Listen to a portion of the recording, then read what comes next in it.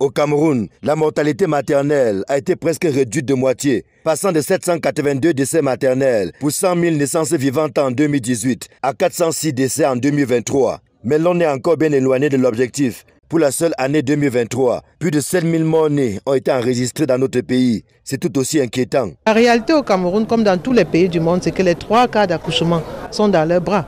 Donc vous allez me dire ici que vous n'allez pas me démentir que si vous allez dans tout hôpital du Cameroun, sur 100 accouchements par mois ou 50, peu importe, il n'y a pas la moitié des césariennes.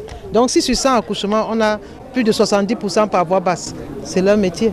Donc ça veut dire que si elles sont bien formées, il y aura moins de complications et il y aura moins de décès. C'est pour ça qu'il faut investir dans les sages-femmes. C'est dire qu'il y a encore du pain sur la planche pour sauver la vie de la mère et de l'enfant. Maillon essentiel de la lutte contre la mortalité maternelle et infanto-juvénile. Les sages-femmes, accoucheurs et autres spécialistes de la santé de reproduction ont un rôle majeur à jouer, bien que plus de 110% d'entre eux soient rongés par le chômage.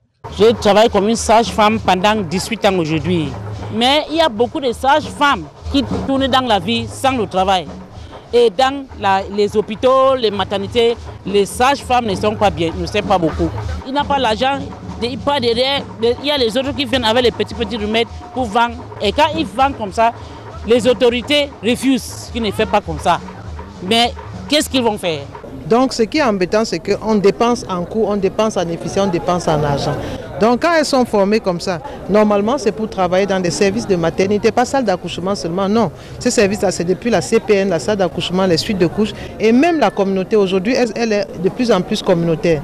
Conscient de ces difficultés, le gouvernement dit ne pas avoir de solution miracle et invite les sages-femmes à faire preuve de patience. Il y a plusieurs écoles qui forment les sages-femmes.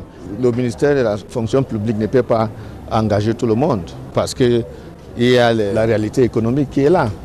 Mais ça ne veut pas dire qu'on ne doit pas continuer à les former. Sage-femme indispensable pour chaque crise. Tel est le thème de la célébration de l'édition 2025 de la Journée internationale de la sage-femme.